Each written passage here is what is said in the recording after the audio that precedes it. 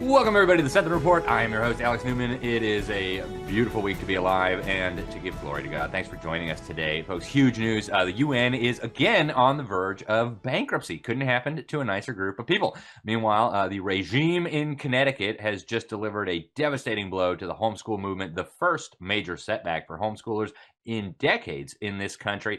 But we're not going to take it sitting down. Much more on that. Also, the UN admitting that a food crisis is likely around the corner thanks to the Strait of Hormuz being shut down. Trump has picked a new intelligence chief who is charged, he says, with going after the deep state, clearing out the swamp, lots of firings, housekeeping, as they're calling it. We'll talk about that. Also, Google, one of the most evil companies in the entire world, wants to release tens of millions of genetically engineered mosquitoes in my state. What could possibly go wrong? Coming soon to a community near you. We also have some great guests joining us today, folks. Pride Month, at least in a lot of areas of Florida and around the country, is giving way to much nicer things. Not a deadly sin like pride, but rather things like faith and family and Freedom Month and Responsible Fatherhood Month. We have the great Pastor Seth Tweedale with Citizens Defending Freedom joining us to discuss that. The weaponization of government against good people is still continuing. We have a very special guest joining us, a doctor who fought during COVID, who was targeted by the Biden regime for interfering with the agenda. And then last, we have Alex McFarland joining us, the great evangelist and apologist, to talk about the manosphere and toxic masculinity and what the Bible says about all these issues. So stay tuned for all of that. We'll start like we always do with a word from the Word. This comes out of Jeremiah, chapter 29, verses 5 through 7. The Bible reads, "Build houses and live in them, plant gardens and eat their produce. Take wives and have sons and daughters. Take wives for your sons and give your daughters in marriage, that they may bear sons and daughters. Multiply there and do not decrease. But seek the welfare of the city where I have sent you into exile and pray the Lord on its behalf, for in its welfare you will find your welfare." Now, of course, he was talking immediately and directly to his people who were in captivity at that time, but it's a good lesson for all of us, right? I don't care where God has placed you in the world or in this country. Be praying for your leaders, be praying for those in authority, be praying for the welfare of your city. And of course, it's never a bad time, or maybe it's always a bad time to have children. So go ahead and have children anyway. Family is such a great blessing. Before we get to our news segment today, folks, I want to tell you about our good friends over at Renegade Financial. Retirement Renegade, and it's just really, really critical information. I want to tell you about this company that I've been personally involved with, and actually I was featured in a new documentary that they have just now released. And you know, we've covered here on this program the Great Taking for many, many months. In fact, for years now. It's the legal mechanism where using small, or seemingly small changes in Article 8 of the Uniform Commercial Code, they basically laid down the infrastructure to swipe all your investments. The fact is, your retirement savings may not legally belong to you in the way that you think they do. So a lot of you have asked, in fact, it's probably one of the questions I get more than any other, what do I do about this? What do I do with my money? Where should I put it? Well, I don't know. I'll never give anybody investment advice. I'll share with you what I've done. Who do we talk to? Well, how do I protect my savings? So the answer is, give our friends at Retirement Renegade a call. They're an independent retirement fiduciary firm. They're one of the few firms that I have personally been involved with that takes seriously this critical issue. In fact, they take it so seriously, they literally dropped $1 million to create a documentary about this. So you can find them at retirementrenegade.com/liberty. They'll actually give you, if you're a viewer of the Sentinel Report, free streaming access to this documentary. There's no obligation, obviously, but it's a great documentary. I really encourage you to check it out. Yours truly was part of it. Some great Americans were part of it. And I encourage you to watch it. And then after that, you can book a 15-minute time slot with them to talk specifically about your unique situation. Again, no obligation, just honest information. And you know, your current advisor might not know this stuff, or they might be scared to talk about it. They might not even be aware. But we need to know this as people who are called to be good stewards. So I encourage you, again, retirementrenegade.com/liberty, retirementrenegade.com/liberty. Use that promo code LIBERTY at checkout. Liberty when you check out, and the documentary will be absolutely free to you. Now, joining us for the news segment is the great Andrew Muller, Chief of Operations at Liberty Sentinel Media, also a contributor to the New American Magazine. Andrew, thanks for joining us today. Oh, thanks for having me, Alex. Always a pleasure to spend time with you. It is great to have you. And of course, I just got back from my whirlwind tour. I was in Arkansas speaking to the city elders. I was in California speaking to Moms for Liberty. I was in Salt Lake City speaking to the John Birch Society. And now I'm back in the saddle here in Florida, and I come home and I find out that the UN is facing one of the most severe financial crises of its entire history. Top officials at the UN are warning that the organization could run out of money by mid-August. Frankly, I'd love it if it came sooner, but this is because they say that the U.S. government and the mass murdering communist Chinese dictatorship have refused to hand over the billions that we allegedly owe them as part of what news reports are calling a broader struggle for influence over the global body. Folks, there's no struggle for influence. It is owned lock, stock, and barrel by tyrants, by totalitarians, by globalists who don't want you to be free. Secretary General of the UN, a socialist named Antonio Guterres, he says the UN is in a race to bankruptcy. He talked about the very real prospect of the financial collapse of our organization. And you know what? I mean, we love to do good news on this program, so we thought we would share this. According to the United Nations, we owe them about $4 billion in what they call unpaid assessments and peacekeeping contributions. China owes them a whopping $455 million. For that, I guess they get to own the UN. Really, really silly. Of course, we in the United States are by far the largest funders of this ridiculous dictators club. And unfortunately, the Trump administration is saying that we just want to see some reforms, right? We just want to see some little changes. We're not against multilateralism. We just want to see some changes. But we just thought we would share that really encouraging news. Here is a key official representative from the UN talking about this. Check it out. Those two factors have put us on an unsustainable trajectory. Although more than 150 member states paid their dues last year, we ended 2025 with a record $1.56 billion in outstanding dues, which is more than double that of the previous year. So unless either the payments come in or we're not compelled to spend, to return the monies that we are not able to spend because we didn't receive the budget, unless one of those two things happen, we face a real danger of running out of money. Oh, boo-hoo, the UN's going to run out of money. What will the world do without the UN? Andrew, what do you say? Well, it's good news, of course. The UN getting less money to, have their peacekeepers rape and hurt children and women. It's less money for them to be able to, usher in their one world system of government. But unfortunately, Alex, as you know better than anybody else, all it's going to take is for some, more left-leaning administration to come in, reiterate that funding, reinstitute that funding. And the president has made it clear that he does not want to get out of the UN, that he doesn't want to fully withdraw. And actually, in the New Americans Conspiracy for Global Control, which you and I wrote articles in, Trump said, and we quoted him, the UN is not leaving New York and it's not leaving the United States. Because the UN has tremendous potential. When I'm no longer around to settle wars, the UN can, end quote. So that's the president's disposition on this, despite pulling us out of UNESCO and the World Health Organization, moves we've made before, but re-entered and exited again. So ultimately, we need Congress to pass this Defund Act to get out of the UN. Otherwise, you can almost take it to the bank that somebody else will come along in the future, a leftist administration, and give the UN what they want, and they'll continue their global grift. Yeah, that's what happens every time, right? And even the UN knows this, right? When Trump announced that we were getting out of UNESCO, the head of UNESCO was like, ha, that's fine. We'll welcome you back as soon as you're ready. And in the meantime, we'll keep working with all our partners in America to brainwash your children and trans your children and all the rest of it. So horrific. We need systemic solutions to this systemic problem. But hey, a funding crisis, I'll take it. Now, even a broken clock is right twice a day, and the United Nations is, I think, correct here. They just pointed out that the world is very likely facing what they're describing as a worldwide food crisis that could last for years. This, they said, is a result of the closure of the Strait of Hormuz and the surge in fertilizer prices that we have seen as a direct result of that closure.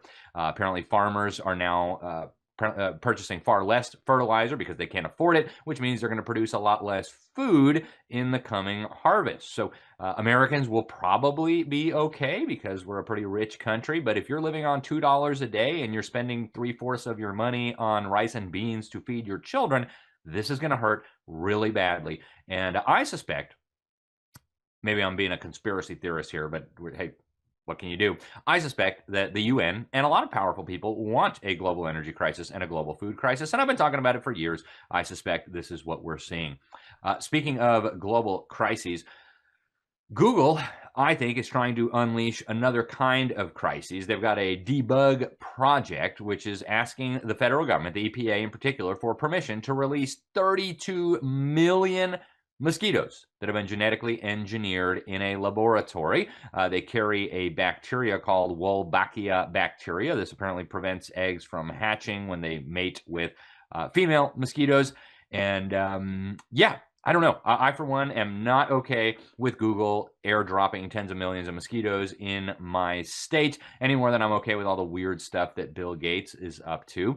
Speaking of weird tech companies, OpenAI CEO Sam Altman and the White House are now apparently in talks to have the government take a big stake in this major AI company.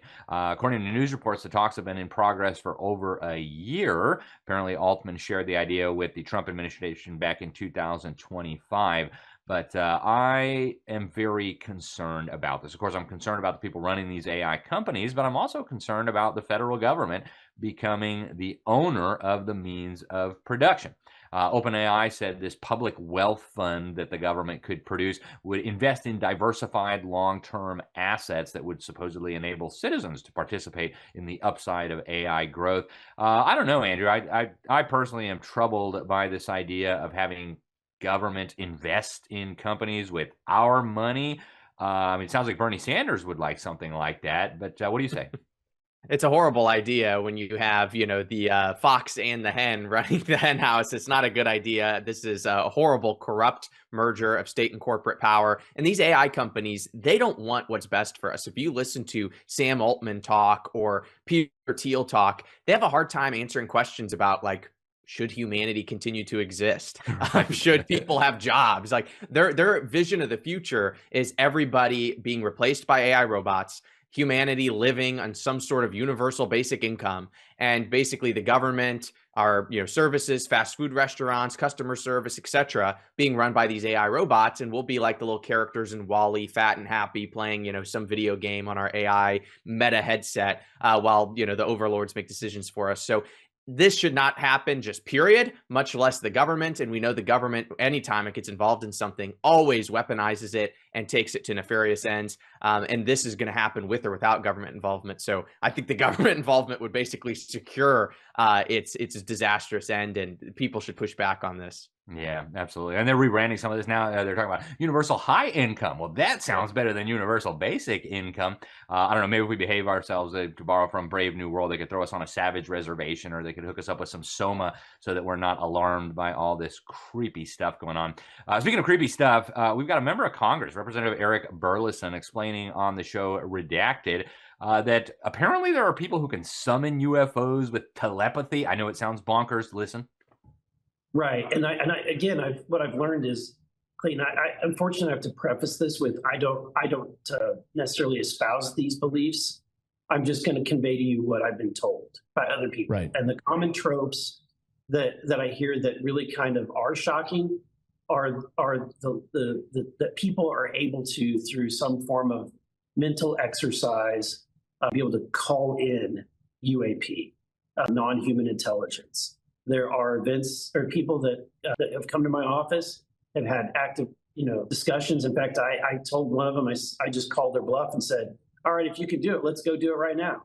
Let's go outside and you can call in a UAP and I'll call. And if it comes down, that'll make national news, right?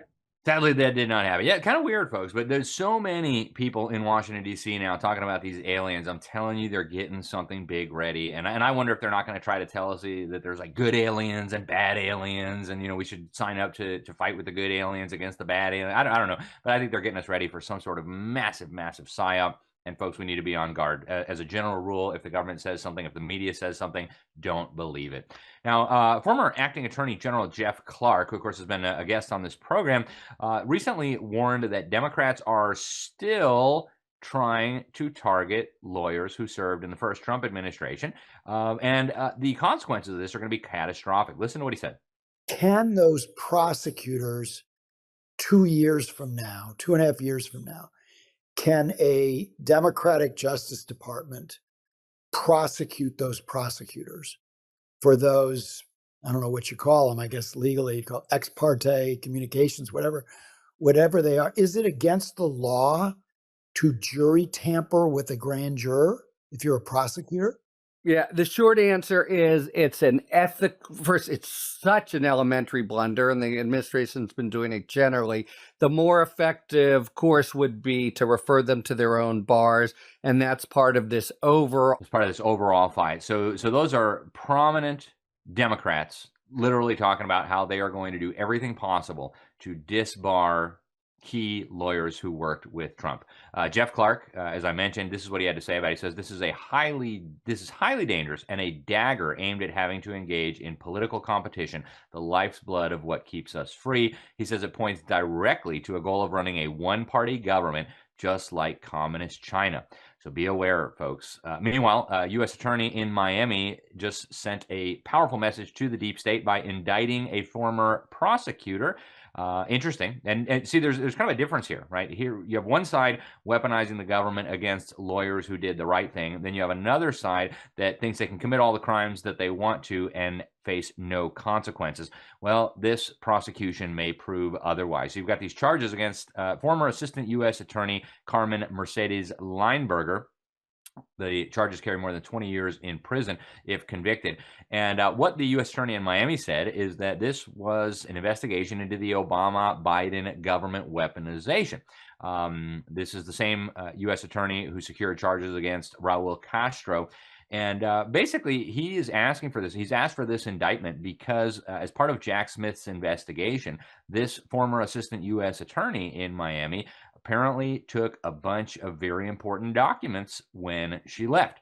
Here's what the U.S. attorney said in an interview. He said, it's not only a message to any prosecutor, it's a message to any government employee that you have an obligation. You take an oath to work for the government, and you take that oath to support and defend the Constitution and to do your duties well and faithfully. And we take that here in the Southern District of Florida very seriously. So we'll see what happens with this. We will keep our eyes on this case. Now, Donald Trump has ordered his new acting director of national intelligence to start purging the legion of professionals, as the John Brennan put it, who are resisting the Trump administration, out of the intelligence community.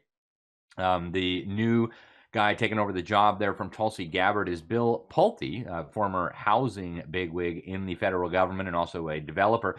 And according to the Trump presidency, his job is to go in and start the process of firing people.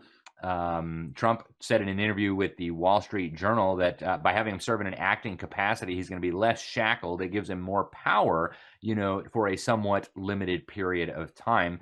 And Trump went on to say that, frankly, it might be good for him to shake it up before people come, because if Pulte reduced the size in conjunction with me and in conjunction with possibly the person coming in, he can do a lot. He says the spokesman for the Office of the Director of National Intelligence said, we look forward to working with Mr. Pulte and President Trump on additional initiatives to advance savings and root out deep state bad actors. Boy, do we need to root out deep state bad actors. Now we have Trump doing a very explosive interview with Kirsten Welker about about a whole bunch of things. He ended up walking out. You probably saw it. But here is a little exchange they had on the January 6th protesters. Check this out. Agents ushering them into the building. They had FBI go into the building. Those people walking around, they're looking, oh, isn't this nice? They weren't in.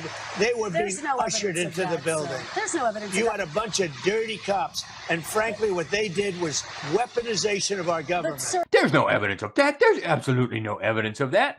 Oh, really? Well, let's show the evidence. Andrew, we're watching right now, for those who are hearing us on the radio or on a podcast, we are showing a film right now of maybe a dozen police officers watching and escorting a bunch of protesters through the Capitol building. I don't know. Do you suppose this fake journalist is just really ignorant? Is she lying and hoping her viewers won't know? I mean, what are we dealing with here?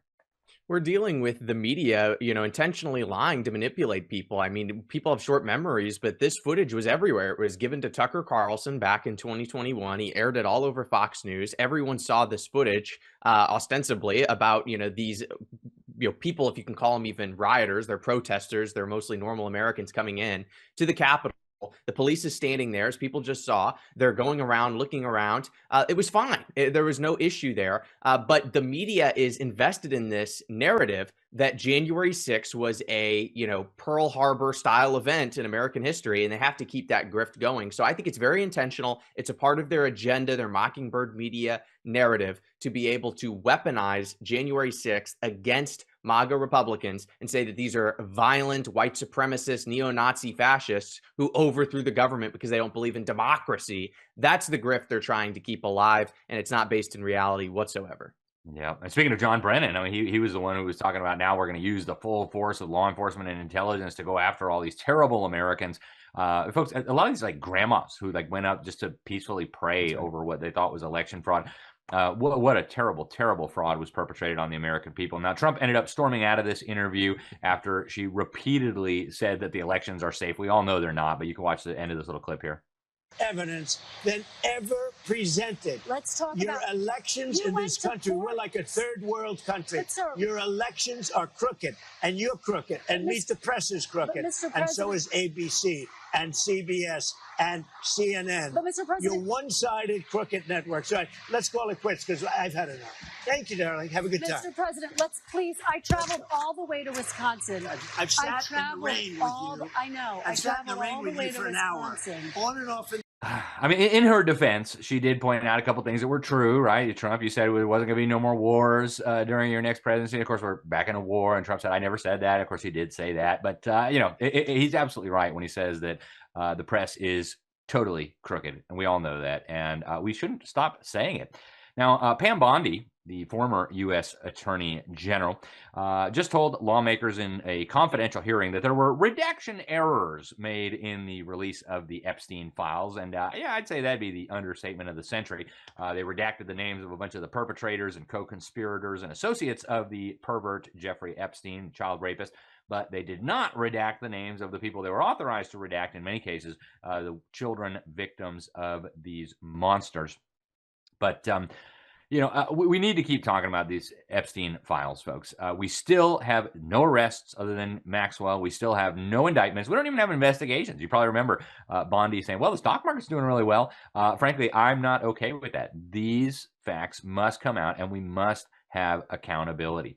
So, we'll see where this goes, but we cannot give up on it. Now, New York Democrats have just approved new legislation that would actually eliminate the words mother and father from state law. They would be replaced with, yes, I am absolutely serious here, gestating parent and non-gestating parent. Okay, yes, gestating and non-gestating parent. We'll see if the far-left Democrat governor ends up signing this, but it's part of a broader trend, folks. They want to eliminate family, not just from our law, but from our society, so that we can all be both atomized individuals with no support network and a ruthlessly dominated collective. So don't let them lie to you and say this is about inclusivity, right? Why don't we include families? Why don't we include moms and dads? Well, it's because they hate the family. And speaking of hating the family, Connecticut governor just signed a radical attack on homeschooling. If you want to educate your own children in Connecticut now, you will need to get permission from your overlords. You need to ask permission from the Department of Child and Families, the Child Welfare Services Agency. And you also need to provide your children with an education that lines up with the garbage that the government provides, including teaching the same subjects. So we've got a big article on that up at freedomproject.com. You can also read it at our website, libertysentinel.org. And I encourage you to find out more about this, folks. It's not going to stay in Connecticut. It will spread. I guarantee it. Now, we've got a shocking expose just published in Wired magazine saying that U.S. law enforcement agencies and intelligence agencies are targeting Americans who are called anti-tech extremists. These are Americans who are concerned about the data centers popping up all over, about the Palantir surveillance of everything we do and say. Apparently that makes you extreme, right? This is a report, multiple reports spanning over 1,000 pages, folks, framing this growing skepticism of the crazy technology as some sort of possible national security threat. They talk about paranoid views regarding AI. Oh, okay. I guess we're paranoid because we got some concerns. Folks, I don't think this is okay, and I think we need to speak out loudly and clearly. That's all we have time for in this news segment. But before we go, I do want to encourage you folks to talk to our friends over at Mark 37. If you know me, I resisted moving toward one of these things for decades. In fact, I never had a smartphone until about 3 weeks ago. I got this from my friends at Mark 37. It's a ghost phone. And I'll tell you what, I was skeptical at first. One of the big reasons I didn't want a smartphone was because I didn't want these evil tech companies to have all my data and share it with our would-be overlords and who knows who else. Well, this Mark 37 ghost phone is specifically designed with privacy in mind to protect your data, make sure the government and the big tech companies don't get it. So get over to mark37.com/liberty, mark37.com/liberty. You can sign up for a free webinar. You can chat with one of their experts who can tell you how to get on your journey toward digital privacy so that these evil-doing big tech companies cannot profile you and data mine you and ultimately enslave you. Stay with us. We're going to be right back here on the Sentinel Report with my friend Seth Tweedale, pastor at Grace Community Church, talking about the cities and states that are declaring June to be not Pride Month, but Faith, Family, Freedom, and Responsible Fatherhood Month. We'll be right back. Hey guys, Alex Newman here. I want to tell you about a wonderful ministry that is doing incredibly important work. That's Public School Exit. I am very blessed to serve as the volunteer executive director. We've got an incredible team, and our mission is simple. Try to get as many children into the safe sanctuary of Christian education as humanly possible, as quickly as possible. Government schools are no place for children. Children need to learn about God. They need to learn the Word of God. They need real education. They need to learn how to read, write, and do math. And we all know that's not what's happening in the government schools. In fact, what's happening is they're turning our children into revolutionaries, little radicals ready to burn down our churches and our civilization, not to mention our families. So go check it out today, publicschoolexit.com. We've got all kinds of resources for parents, for pastors, for taxpayers, for everybody down the line. And folks, this is one of the most critical battles. So go check out our partners at publicschoolexit.com, publicschoolexit.com. Hey guys, welcome back to the Sentinel Report. Alex Newman, your host here. I'm sitting here with Seth Tweedale. In addition to being an awesome pastor, he is also the Florida Faith Director for Citizens Defending Freedom. We've had Steve Maxwell on the program and others. It's a wonderful organization. And Seth just got here from the Volusia County Council. They just declared that this month, June, some people are celebrating Pride and different sexual proclivities. Not in Volusia County. In Volusia County, we are celebrating faith, family, and responsible fatherhood. So, Seth, you're going from cities and counties and urging them to adopt these resolutions. Where are we at right now? So we're close to 30 cities, counties, and municipalities declaring June as Faith, Family, and Responsible Fatherhood Month. And it's still growing. So I just got a message today that Lee County is on board. And so they're adding every day, declaring June to be Faith and Family Month. Excellent. So a lot of people and big companies and even some mayors are celebrating what they call Pride Month. Let's start with the obvious. Why should we not celebrate Pride Month? That's the thing. It should be obvious, right? But it's become a part of our culture where we're just following the flow. And so why are we doing what we're doing? What's a proclamation anyway? We become what we celebrate, and so we see the culture degrading and the culture becoming just a bunch of smut because we're celebrating smut. And really, every single thing that we proclaim in the public square is a matter of discipleship. And so we're trying to combat pride, sure, but who cares if you're tearing down something bad without building something better? And really, we don't even have to mention pride or mention the LGBTQ plus whatever proclamations that are going on.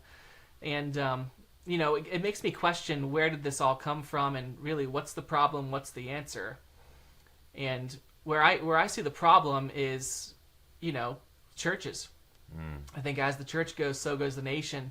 And while we're making these proclamations about fatherhood, we also have close to 7 states declaring something along the lines of, they have Fatherhood Month that Florida had a couple years ago. We've got different states proclaiming a Nuclear Family Month, and others are jumping on board too as their governors are doing these things. because the family is the lowest common denominator of society, and really what's the greatest, strongest building block that builds either strong societies or weak societies. So the Citizens Defending Freedom has a whole plan and a whole resource kit that we've built around this Responsible Fatherhood Month that gives all the statistics and all the millions of dollars that cities and counties and states are spending due to fathers not taking responsibility. And children are growing up without fathers or growing up with bad fathers and learning horrible things and then ending up falling into crime. And then crime is making need for more police officers and more burdens upon cities. And then it's needing our tax dollars to be risen up because fathers aren't taking their responsibility, and their responsibility goes on to somebody else. Yeah. So it's really what we're all about right now. That's fantastic. And of course, you are a dad. I'm a dad, and I'm sure there are some dads watching. What does the Bible teach about fatherhood? What does responsible fatherhood even mean? It's a great question. It's really duty, you know, and why we don't just have Fatherhood Month is we're doing Responsible Fatherhood Month, and we do that too because we're not just celebrating fathers, we're celebrating surrogate fathers, we're celebrating adoptive fathers, we're celebrating father figures, because here we were, we all fail. Your father failed somewhere, my father failed somewhere, and really the gospel is this, that God adopts us into a new family, and he has the name as our father, and then we get to emulate him. So it's really the gospel put on display on whether fathers can take responsibility or not. And nowadays, fathers are just known as a biological term rather than fathers leading and taking responsibility and teaching and training the next generation, because the next generation is going to be trained, and the next generation of children are going to be trained. We're celebrating America 250, and it's not just an inheritance that we've been handed from our fathers, but the question that I have here in America 250 is, what type of nation are we going to be handing down to our children? And that is why we need to take this duty and responsibility seriously. Amen. Yeah, I couldn't agree with you more. And I think one of the big reasons we have all these problems in our country right now and in our society is because fathers have not stepped up to the plate. And, of course, culture now increasingly devalues them. You watch the TV, and the father, if he's there, he's always an oaf, he's a moron. His wife always has to step in to save everybody from the dummy father. But that should not be us. And I'm really pleased to see this. Seth, you're very active in a lot of different areas, and one of the things that you have been trying to do is to get the churches involved in the public square. You have encountered, I know, some resistance, but more and more we're seeing churches, we're seeing pastors, we're seeing elders say, you know what, we can't just allow this march of evil to proceed without saying no, without saying stop. So talk to us a little bit about that. You're a pastor. You pastor a church not too far from here, a wonderful church, Grace Community Church. What do you think churches should be doing? What should Christians be doing to be involved in the public square? That's a great question. Yeah, the church is the answer.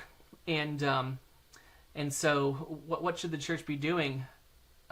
Really what we're trying to do here with Citizens Defending Freedom is make civics simple. And the church has really given away God's toys to the devil. And that's why, the Bible says that judgment begins with not the nation. The judgment begins not with the Democrat Party or Republican Party. The Bible says judgment begins with the house of the Lord. And which means that it's our duty and responsibility. So first, the church needs to understand and wake up to the fact that it is their duty. We preach the Great Commission, but the forgotten truth of the Great Commission, one part of it is that we have been given a responsibility to disciple the nations, to teach the nations to obey all that I've commanded you. And we are discipling the nations. And as my friend Lennox, he says that it's not a question on whether the church will disciple the nations, it's a question on how they are discipling the nations. Because our inactivity and our silence and our evacuation from the public square is really discipling the nations to not regard Christ as Lord in every area of life. And what I'm really asking churches to do is just be the church. Be the church wherever you are in the public square, and take responsibility and do your duty on wherever the Lord might find you. And that definitely is the public square, because that's what God calls us to. Amen. Go out and be the church, in the immortal words of Pastor Seth. Seth, we're almost out of time here. I know you guys have a pastors conference, the Armor Up conference coming up for pastors in or around Florida. We would love to see you there. I will be there. It's going to be amazing. We had Colby on the program to talk about this not too long ago. But in our last couple of minutes, Seth, just tell us a little bit about Citizens Defending Freedom. What's your goal? I know you're on the faith side, but what are some of the different things that the organization does, and how can people learn more? Awesome. Yes, so we just, at Citizens Defending Freedom, try to make civics simple. And we find really where the devil's stealing, killing, and destroying, and we try to be the answer in order to help and allow the church to be the answer wherever those things might be. So every state that we're in, we have a director of education that really keeps tabs on what's going on educationally in different states. And we also have one that deals specifically with legislation and things that might be going on there. But really, we want to empower the local church to be the answer, to make civics simple. And that's really what the Armor Up conference is going to be about as well. Too many conferences are just, big shows, but the big question is, so what? Yeah. Who cares about all the knowledge I have? If it doesn't end up in my hands and in my feet, then I'm sinning against God by not acting upon the knowledge. So the Armor Up conference there is really, we want to have faith in action groups in every single church, in every single community, where people are actually taking initiative and responsibility for the public square around them. And it's a simple thing to do, but the question is how. So we help to model. Whenever Jesus found people weren't doing what they were supposed to do, he would model it for them. He washed the disciples' feet in John 13. So we want to model for that and help really lead people to action. We had over a dozen pastors for the first time show up to a city council or county commission this month alone during this on-ramp of these fatherhood kits. Oh, and that just starts it off. Amazing. I know you're going to be leaving here in just a moment, going to another city where they are going to be adopting one of these. Seth, if somebody's watching us right now and they think, you know what, I think my city or my town or my county or my governor should adopt a resolution like this, how do they start with that? You go to the website, Sure. citizensdefendingfreedom.com. Did you guys have a model proclamation? How does it work? Yeah, citizensdefendingfreedom.com/fatherhood, and that's where you can get our toolkit, download all the initiatives and the proclamations there. You can also go to fandfm.com for the Faith and Family Month proclamations that we're doing as well. Oh, that's fantastic. But not all of you are blessed to have an incredible pastor who goes out and does these things, but you can be part of the answer. You can get these things. You can take them to your mayor. You can take them to your county executive, whoever that may be, however it looks in your county. And this is a good reminder for the community about the importance of these things. We don't need to celebrate pride. We don't need to celebrate sin. We can actually celebrate things that are good and wholesome and valuable, like responsible fathers, like faith, like family, like the nuclear family. Set the website again, citizensdefendingfreedom.com. That's the best place to find you? That's it. All right. Well, ladies and gentlemen, thank you for tuning in. Stay with us. We'll be right back with more here on the Sentinel Report.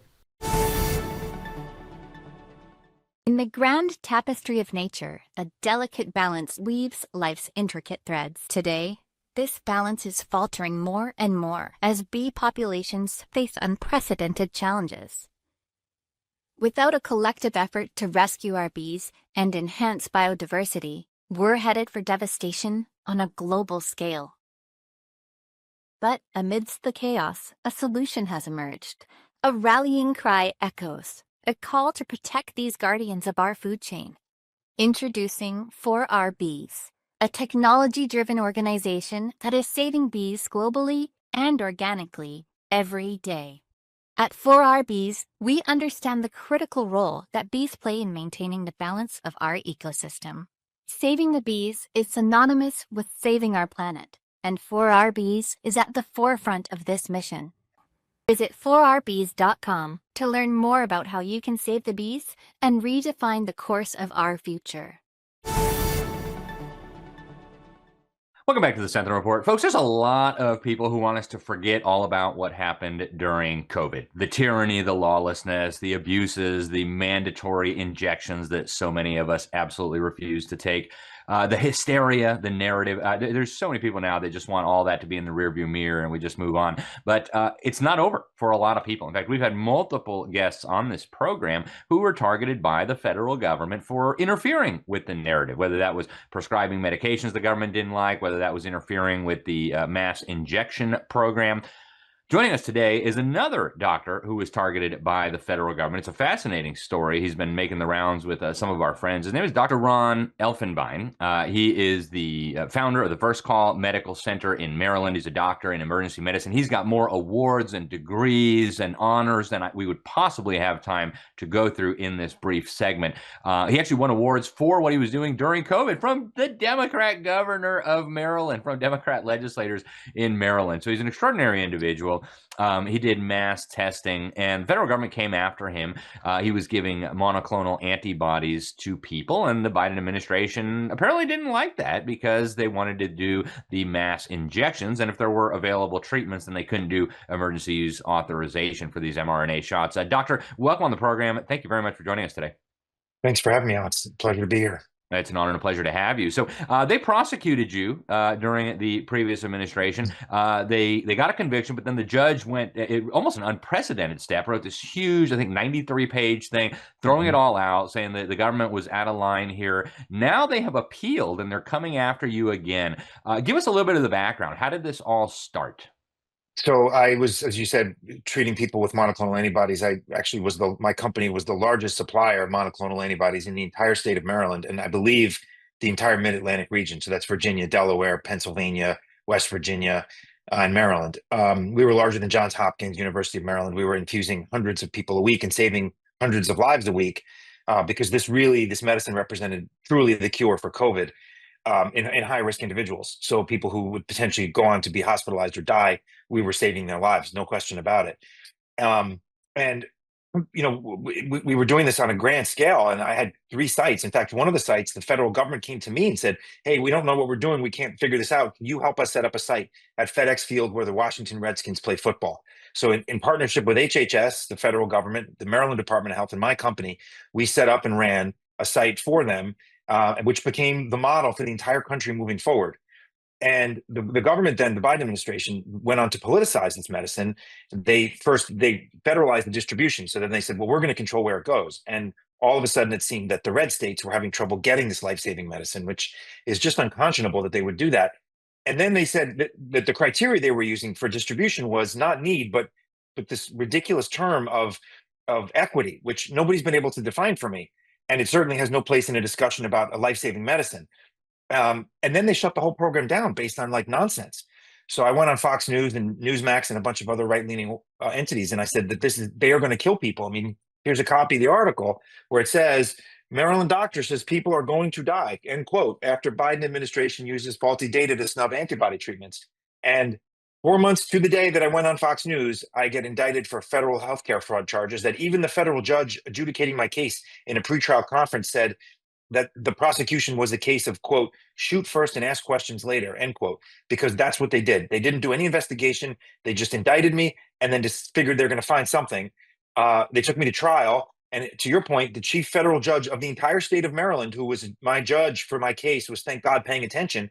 He issued a 93-page opinion, which, again, to your point, is unprecedented, overturning a jury verdict and saying there's no evidence here. This case should never have been brought.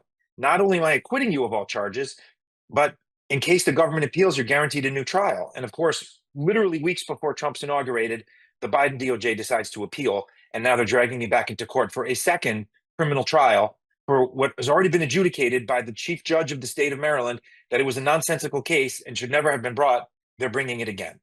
Man, you would have been much better off running a Leering Center in Minneapolis. It's just crazy. Absolutely crazy. Completely crazy. So you got a new trial coming up in August. We've only got about a minute left. This is a fascinating story, folks. You can find out more at dropthecase.com, dropthecase.com.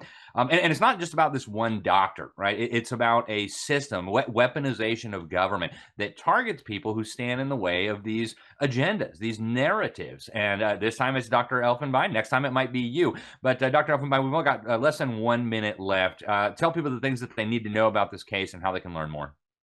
Yeah. So as you said, dropthecase.com is my website, but there's also a website for a great organization called weaponizationwatch.com, which highlights cases just like mine, where the federal government comes after people for ridiculous things and tries to ruin their lives through weaponization.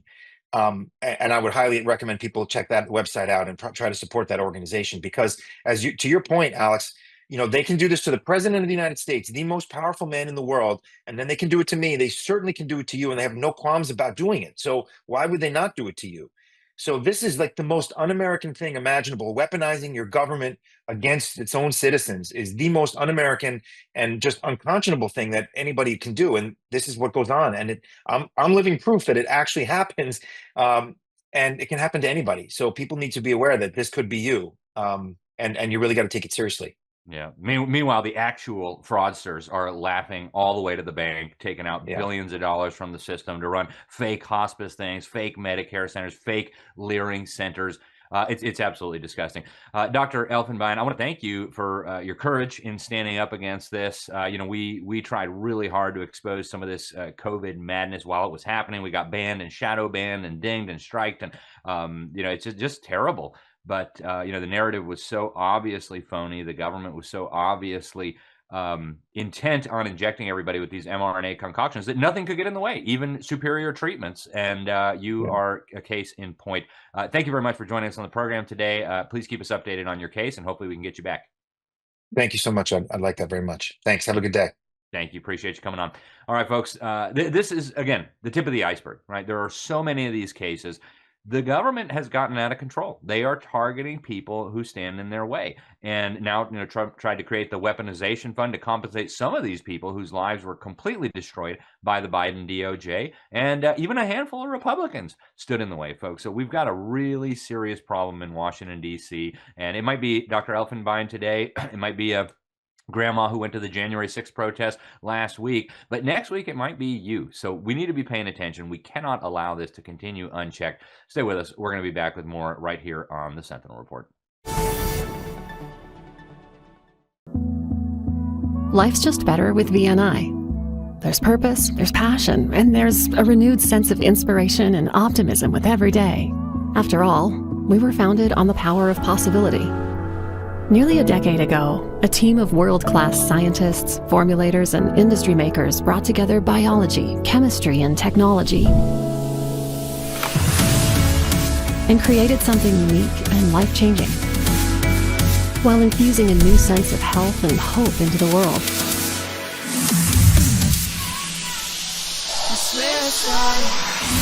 With every product comes an empowering opportunity to take charge of our destiny.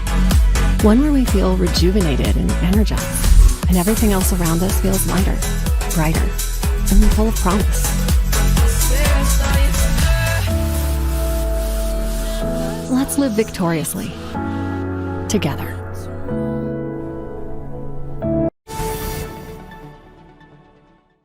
Welcome back to the Sentinel Report. Alex Newman, your host here. Thanks so much for staying with us over the break, ladies and gentlemen. Something incredible is happening with our young people. Yeah, there's a lot of problems. We all know it. We've all seen the polling, and we've all seen the shrieking in the streets, and the Black Lives Matter, and the Antifa, and all that. But on the other side of that, there's a growing movement. It seems to be particularly prevalent among young men. Back to church, back to the things of God. And our next guest thinks that God is doing something incredible in our country, that we may be seeing at the beginnings of a revival. I'm talking about, of course, Alex McFarland. He's a friend of the show. He's been on here many times. He's the founder and president of Alex McFarland Ministries. He's got a wonderful new column on the so-called Manosphere, and we're going to get to that. But Alex, welcome to the Sentinel Report. Thanks so much for joining us. Well, thank you, Alex. It's always good to be on with a fellow Alex. So thank you for your time. It's an honor and a pleasure to have you. Alex, before over the break, we were talking a little bit about some of the polling data that indicates that something is happening with our young people. We're seeing huge mass baptisms at colleges. We're seeing polling data that's encouraging. Talk a little bit about what you think God might be doing here. Well, I think it's been building for a lot of years. I think, Alex, it began to really coalesce immediately after the shooting of Charlie Kirk, where a lot of young people, they've been hearing the voices, the philosophies, the ideologies for years. And suddenly Charlie Kirk was assassinated for being a voice of dissent about some important cultural issues. And I truly think that ignited a spiritual hunger that many young adults and teens are acting on. And different studies indicate maybe this year between 700,000 and 800,000 college-age young adults, 20-somethings, will come to faith in Christ this year. So, I believe God is doing something I know our nation has many issues, cultural, moral, spiritual, but I want to encourage everybody watching who is a Christian and you love God and country to be in prayer and also to be encouraged because people have a spiritual hunger. That hunger is found satisfaction in a relationship with Jesus Christ. And yeah, I believe God is beginning in his sovereign power to send a spiritual awakening, one that our nation has needed for many years. Yeah, I hope and pray that that is what we are seeing, because I think without it, we are on, to quote AC/DC, the highway to hell with our foot on the accelerator. Alex, you have a wonderful column in Town Hall about the so-called manosphere. I'm not even going to mention the names of some of the people promoting these ideas about masculinity, but I mean, to say they're toxic would be an understatement. You know, they're arguing that masculinity means, being promiscuous and treating women like dirt and these kinds of sick things. That is not true biblical masculinity. That's what you describe in your column as masculinity without virtue and sacrifice. Talk to us first about this contrast. You know, what is it that the culture is pushing? What is it that some of these influencers are pushing? And how does that line up with what the Bible teaches about masculinity? Well, Alex, I was doing some research yesterday about when we started our ministry in 1998, and that was like 6 years before the birth of Facebook and about 8 years before the birth of YouTube, and 16 years before the birth of TikTok. It was a better world. I really do believe that. But for years, boys have been in kindergarten and elementary school, sort of been reprimanded for being competitive and rough and tumble. And it's like from boyhood up through young adulthood, masculinity has been frowned upon. And if a male does exert leadership or strength, they're chided as being toxic masculinity. Now, on social media in the last several years, there have been videos of these ultra, alpha feminists gleefully laughing about publicly humiliating guys and letting guys buy them dinner and spend money, and then, to publicly slay them. Slaying meaning, hey, boy, I wrecked that guy. Well, it's almost like guys, I'm not saying guys that know the Lord or are trying to live a Christ-like life, but secular guys, it's almost like you think you've seen toxic, watch out, you've not seen anything. And the manosphere is kind of a cultural, I would say a very toxic subculture of wanting to humiliate females right back and to use females and to be, hyper promiscuous, hyper disrespectful and misogynistic. And Alex, it's very tragic, the assumption that men and women should be forever postured in this adversarial stance. God made us for relationship. And I think all the married Christian men would know what I'm talking about. I truly believe the second greatest gift God ever gives a man, second only to salvation, is a Christian wife. And so everywhere we go, this message seems to resonate, Alex, when we get past the initial maybe, bristling of some of the presuppositions of our culture being questioned. But I tell young people, I say, look, God made us for relationship. We are hardwired, number one, for a relationship with God through Jesus, but then for that unconditional context of love and grace that we call the home and the family. People are hungry for it. And the manosphere is not where males need to go to recover their dignity and their identity. It's Christian manhood with virtue, sacrifice, selflessness. In other words, Christ-likeness. That's where true maturity and true manhood really is. Amen. I love what you say in your column here. Biblical manhood is modeled most clearly in Jesus Christ, a man of immense strength under complete self-control. Christ confronted evil boldly, protected the vulnerable, spoke truth fearlessly, and yet humbled himself to serve others. He washed feet, he sacrificed himself, he loved faithfully. That is the pattern Christian men are called to follow. Just beautiful. And, you're right. What scholars have called the war on boys is very real. We see it in the data in the schools. We see it in the so-called entertainment system, constantly devaluing and belittling masculinity. Why do you think there are such powerful forces arrayed against biblical manhood, against biblical masculinity? I mean, what is the reason why there is such a powerful cultural attack on godly manhood?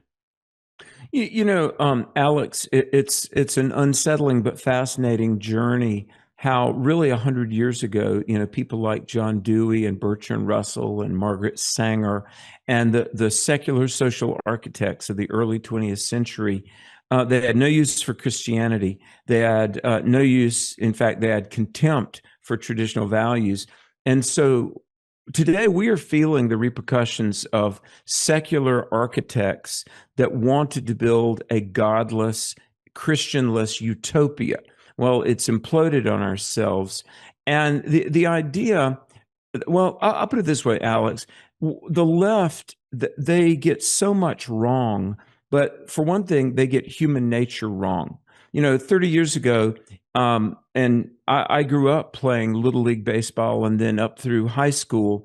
Well, if there's going to be somebody who wins, conversely, there's going to be a team that loses. And some 30 years ago, they wanted to get rid of the idea that there's a winner. Oh, that's aggressive. That's just brute, aggression. And there's a loser. That's bad for our self-esteem. And everybody gets a trophy. Well, listen, do you know what losing and realizing that next time I really need to do my best, these are the things that mature us. We shouldn't wear a helmet for everything. In life, greatness is accomplished when we grow, when we mature. We learn deferred gratification. We learn self-control and commitment. And yeah, we get a few skinned knees. We might even get some pretty severe wounds at times. But if America is to be great, and here at our quarter millennia birthday, this is as good a time as any to talk about these things, we need to realize that the joy and the fulfillment of, applying oneself and risking everything. And we may sometimes lose, but Alex, we were a nation at one time, we believed in no pain, no gain. And while we're at it, let me just talk to everybody that happens to be a Christian, no matter what your denomination, what flavor of the church, what strata of Christian you are. But how about all of us? We do the work of prayer and intercession, and we apply ourselves, and we get out of our comfort zone, and we have some hard but necessary conversations with those we love. And we talk about what really made America great was God, morality, character, family, one man, one woman for one lifetime in sickness and in health. And you know what? It doesn't take money to live a life of character. It doesn't take sophistication, but it takes humility. And I'm praying that God is going to birth within us in this 21st century age of all sorts of technological achievement. How about we get back to those things that are timeless, which is God, truth, character, and a nation made great by the living out of such things. Amen. That would be a wonderful thing. And Alex, I know you're working hard to make that happen. We will pray that it does come about. Your website, alexmcfarland.com. You got all kinds of things going on, dozens and dozens of incredible books, many of which I have. You've got the Conversations That Matter series in South Carolina. What else can people do to follow you? I know you're on X. How else can people follow your work? Well, thanks very much. Everything's at alexmcfarland.com, including a couple of hundred articles I've written. June 20th, I will be in North Myrtle Beach for our Revive US tour. June 20th, it's free. It's at the Greg Rolls Theater. Later on, we've got Eric Metaxas, a big conference on reaching Muslims for Christ. So I'm on the road. I'm coming soon to a city near you, folks. So keep us in prayer. Definitely we shall do that. Alex McFarland, thank you very much for joining us today. Thanks for writing this excellent column, and I hope we can talk to you again very soon. Blessings, my friend. All right, folks, go check out the website, alexmcfarland.com. There's so many good resources there, and if he comes to your town, you need to go out and check it out. Just a real blessing to the church. This is the Sentinel Report. I'm your host, Alex Newman. Thanks so much for tuning in. Get over to our website, libertysentinel.org. You can sign up for our newsletter for free. You can support the Liberty Sentinel Foundation, help us get the word out to even more people, and lots of good information there to keep you healthy, happy, and free. God willing, we shall be back with you again next week. Until then, thanks for tuning in. God bless you all.